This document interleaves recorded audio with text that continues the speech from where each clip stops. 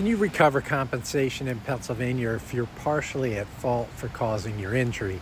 The answer is yes. This happens a lot in slip and fall cases where a person gets injured on somebody else's property because the property is defective, but the defendant tries to say that the injured party is partially responsible for causing their own fall because they didn't act carefully.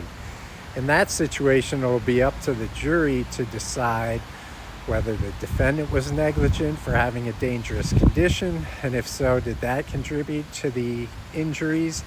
And was the plaintiff responsible in part for causing his or her own injuries by not being careful, by not looking out and noticing the dangerous condition?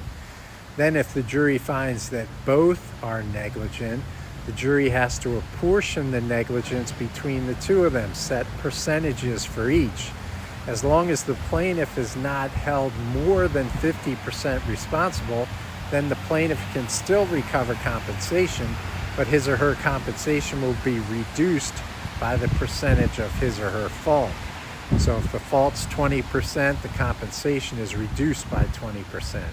However, if the plaintiff is deemed to be more than 50% responsible, the plaintiff cannot recover any compensation. So if the jury says plaintiff is 60% responsible, the plaintiff loses. This is called comparative negligence.